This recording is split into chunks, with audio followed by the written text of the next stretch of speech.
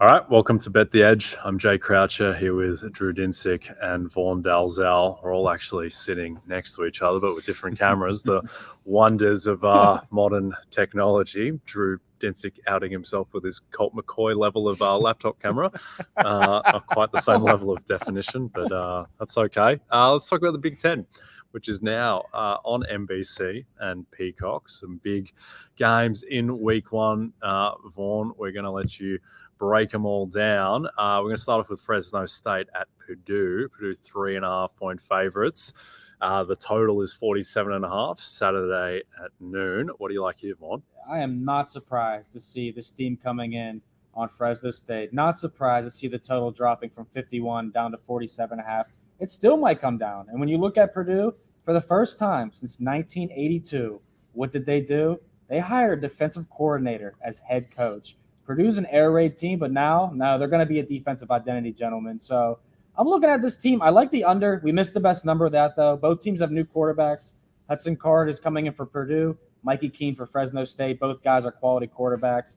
I like Fresno State here. They won 9 straight last year after starting 1-4. Jeff Tadford said, we need to start fast. And with Purdue being in a whole new identity, new quarterback, new head coach, new system, there's value on Fresno State here. So I got them at +4.5 and +5. I sprinkled the money line. Won't be as easy as UMass was last week for us. But I think Fresno State gets the outright win.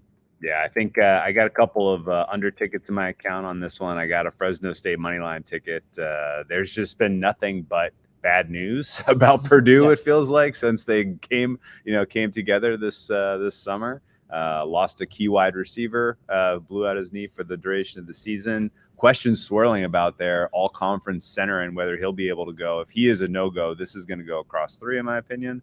But yeah, I think you've kind of nailed this one. Under is the look, and Fresno State is live as we move down to Penn State, who I'm curious about. I've had very, very sharp people tell me that Penn State is overrated and underrated, and they have been very, very sincere in their beliefs. Do you see this team in Penn State as rightful favorites of 20.5 points against West Virginia?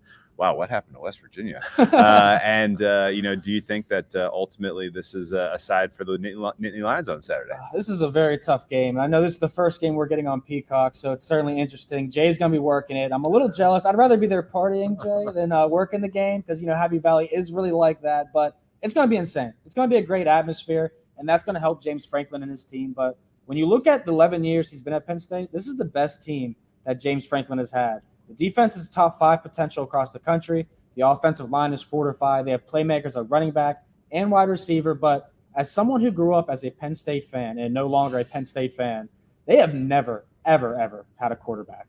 And I still don't think Drew Aller is the guy to do that and take them to the promised land. So in this game, I'd be looking at playing Penn State maybe just because West Virginia is 0-4 ATS in their last 4 road openers. All right, lost to Pitt, Maryland, Oklahoma State, and Missouri since 2019. So they really struggle out the gate on the road. And Penn State, not an easy place to play. So I love the defense for Penn State. West Virginia got a good ground game, good O-line, but that's really about it here. So if you're betting, I'm taking Penn State full game or maybe a first half play on the Nittany Lions. Okay, Penn State, I like it. Let's jump to some futures prices. Big Ten Division champion prices. Let's start with the Big Ten East. Last year, Vaughn, I had a big bet on Ohio State not to win the Big Ten, taking the field over them. And I didn't get any help from Wisconsin, from Michigan State, from Iowa, from Penn State. Just kept on needing someone on the schedule to take them down and went all the way down to the wire. And then Michigan finally did it on the last day. But yeah, that was a painful sweat. But as we start with the Big Ten East, Michigan a +110. Ohio State +115, your Penn State Nittany Lions +425, and thus more or less ends the list of viable candidates. Yes. Who do you like in this market, Vaughn? Yeah, thank God you didn't read Maryland or Michigan State, Jay, because they're definitely not anywhere near contending here. But Penn State, they're very intriguing. 100% they're intriguing because, like we said, best team that James Franklin has had. All they really need is the quarterback to play well. But for Ohio State, we've been seeing about Kyle McCord. He's a senior. And they haven't announced that he's the starter. That should happen sometime this week. But right now, Devin Brown may end up being the starting quarterback at Ohio State if that happens. he's a little bit more dual threat and flexible than what McCord is. So if that happens, I like the Buckeyes here in the East down the stretch. Now they got a great defense. Michigan, obviously, just right there with them in every single sense of the word. But I'd have to lean Ohio State here. It's certainly a pick 'em in my opinion, but I don't know if you guys have any stronger opinions because this is about as a toss-up as it gets in college football. Beating Ohio State 3 years in a row is not easy. It's not easy. Yeah, I mean, I don't have any read whatsoever on Ohio State this year. Yeah. Everything, It's up to the quarterback. Everything that you look at on paper says they should take a step backwards, but they seem to reload, not rebuild. So, it certainly may come down to just venue for the big game, in which case, I think you have to pretty much give them the best chance. Anyone in the West? I mean, it's a two-team race across the Big Ten, I guess, on East and West, but Wisconsin, Iowa. I mean, I don't know how you feel about Cade McNamara, Jay, but he can take them a step above what Spencer Petras had them at last year, which isn't saying much because they're on Nevada Wolfpack status on offense, but it's Wisconsin Badgers. I mean, now that they got Tanner Mordecai, the transfer from SMU, they have one of the best defenses in the Big Ten and across the country. Braylon Allen's up for 3 or 4 preseason awards as the running back position. This Wisconsin team is going to be loaded, so clearly the only team in that side division I'm taking. And I think that if you're got an exacta market and you can shop around, Ohio State to beat Wisconsin or Michigan to beat Wisconsin are both at plus 700. I think that is tremendous value and the best way to attack the Big Ten rather than putting your money on Ohio State or Michigan at plus 110 and plus 115. So honestly, give me 7-1 odds on both Michigan to beat Wisconsin, Ohio State beat Wisconsin. And maybe, we split a half unit on each. We can cash 3 units end of the year. Okay, I like it. Yeah, Iowa cost me a lot of money last year, so very happy to ride with Wisconsin instead. And just quickly before we move on, Big Ten champion market, as you'd expect, Michigan and Ohio State, the 2 clear favorites at plus 180, followed by Penn State and Wisconsin, and then Iowa is the next semi-realistic candidate. So I assume you like Ohio State there. Yeah, I would be taking Ohio State. Like I said, it's all up to Kyle McCord, but I think Devin Brown will be the starter long-term. His legs will give them an opportunity. And it's the best wide receiver room in the country. So you don't have to do much as the quarterback at Ohio State. And that's why I think that gives them the benefit of the doubt there. So I'll take the Buckeyes. Okay, Buckeyes it is. Before we get to some other notable top 25 games in week 1, a reminder that RotoWorld Draft Week is officially here, gentlemen. All week long, we've got drafts, articles, and more from all your favorite RotoWorld talent and special guests. Get all you need to dominate your upcoming fantasy drafts.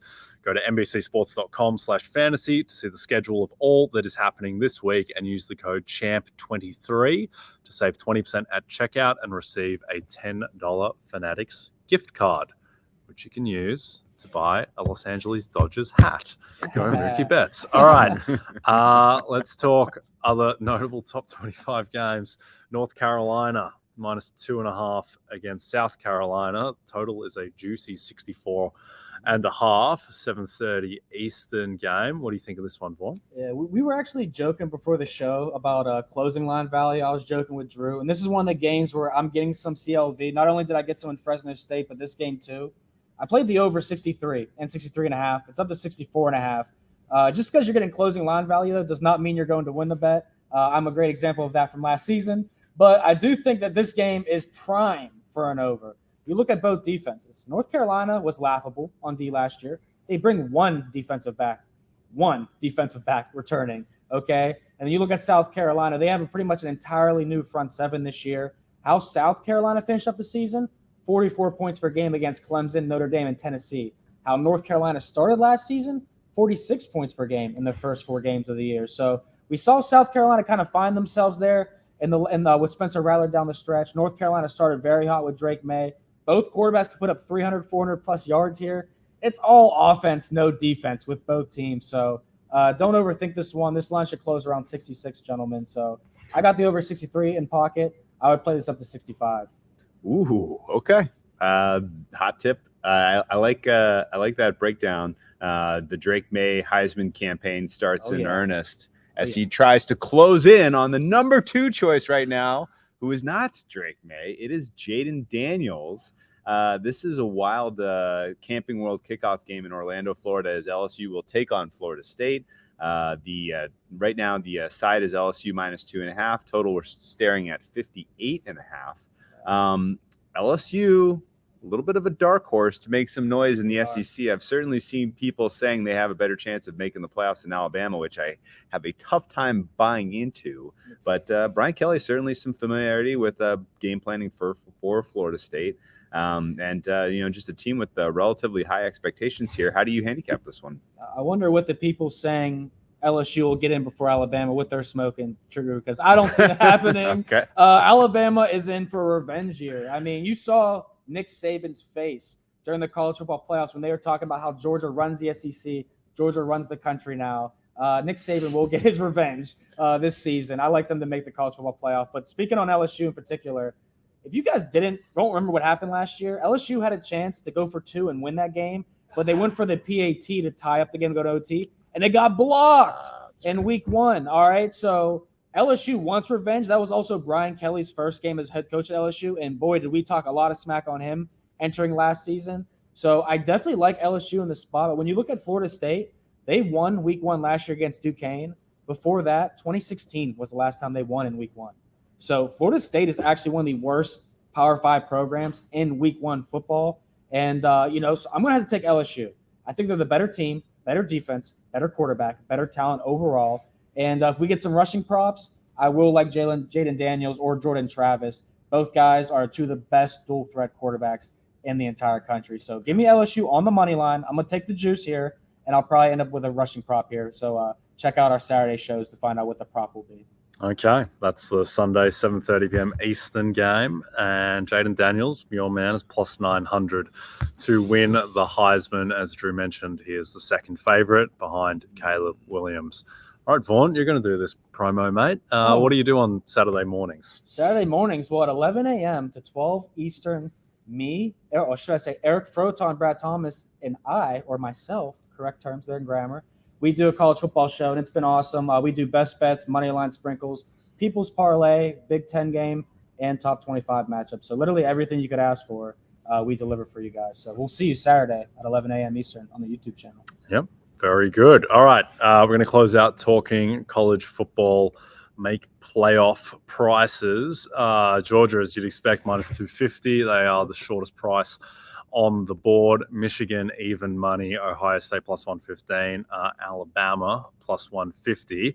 And then you get into USC, Clemson, Florida State, Texas, and then LSU and Penn State, who we just spoke about. Anyone here that jumps out to you, Vaughn? I mean, certainly the Alabama price. We spoke a little bit on last week at plus 150. Like I said, revenge angle solely there. My hot take was going to say, why don't we have odds on Georgia not to make the postseason here? Okay, there's got to be some type of regression coming for this Bulldogs team, especially at the quarterback position, especially on defense. This team has been undoubtedly one of the best we've seen. So I'm not going to sit here and say Georgia is going to be a 2 or 3 loss team this year. But if they lose 2 games, I mean, we can get some really good value here. So I'm looking at potentially teams like Alabama to make it. Of course, LSU at plus 325 is tempting, but I might look further down the list here at some teams like a Penn State, a Washington, a Wisconsin, a Notre Dame, all these teams that have significant value, because next year we're going to see this get boosted out, more teams in the NCAA playoffs. But right now, I just can't see Georgia three-peating. So I'm basically trying to find creative ways to fade Georgia, and that might not be clear on how to do it until week 6, 7, or 8 of the season, because Georgia will roll. But I'm looking at Alabama and ways to fade Georgia. So that's really all I can offer right now until we find out what Michigan and Ohio State are really about. Okay, yeah, this is one where I think, particularly as you get later in the season, this is a market that is very beatable and very raughtable, for lack of a more elegant term, just because it is something where it gets to the point where you can kind of math out what the money line prices is, and then if you know your stuff, you can attach values like, all right, well, what is the likelihood that one loss TCU gets in over one loss Ohio State if Ohio State don't win the Big Ten, but X and X and X. And if you can do that, then the market prices, this isn't a very liquid market. It's pretty beatable. So certainly particularly as you get later in the season and there's more of an idea of, who is in line to win the SEC and et cetera, then you can find edges in this market. But anything that jumps out to you, Drew? So I can't find you a yes/no on Georgia to be in the Final Four. Okay. But I might have an even more viable way, which is a no on Georgia to win the SEC. Because that protects you from the idea of they lose an SEC to a very good SEC West team and then get the 4 seed, which, I think they would be afforded a lot of latitude having won 2 straight if they're in that SEC title game. So the no price right now on Georgia to win the SEC, you can get $15K, no, minus 125. Is that enough of a price? Minus 125. Minus 125. I would have liked to see plus money there, but minus 125, I mean, so probably the best price you're going to get on Georgia all year. You get everyone else in the SEC besides Georgia. Yep. I mean, I do like that because, I mean, what Jay was just saying too, like when I was looking at the money line factors, a team like Notre Dame was a team I looked at, all right, sure. Plus 750, plus 1,000. They got home games against Ohio State, against USC. They go to Clemson. So you're looking at all these type of games that can make them, get them into the playoffs, but the money line prices don't equate to a plus 750 or a plus 1,000 when they're underdogs against Ohio State, Clemson, USC. Agree. So that's something that I've been learning more, as my caps. You guys definitely certainly helped me with that. But I like the Georgia minus 125 bet. I think I'm going to go ahead and play that today, Drew. But only a unit. I'm not going to go crazy. I think with a lot of this market, you just have to find out what is the team's in condition. Okay. And so there are teams that they have to run the slate to get in, right? And so then from that point, that's an easy one. Then you can just math out their money lines and then attach a value to what you think their percentage chance is of getting in if they do run the slate. So that's definitely one angle. But it's a very fascinating market just to think about because it's a blend of just being able to math out money lines and then also being able to project what the committee will land. Am I being too short to dismiss the fact that there may just be a kind of a cluster at the top of the of college football this year? Like if Notre Dame is a factor, if Texas is a factor, if USC is a factor, maybe no conference is realistically getting 2 teams. Is that or is this undefeated Georgia goes into the SEC title game as the de facto 1. They're going to get in as the 4, even if they lose to Alabama or an LSU. I think this season is undoubtedly closer in competition compared to Georgia versus everyone else last year. Like we saw Georgia run through Oregon like it was nothing, and Oregon was supposed to be a top 10 team no matter what. But I think Georgia, like I said, will take some steps back this year.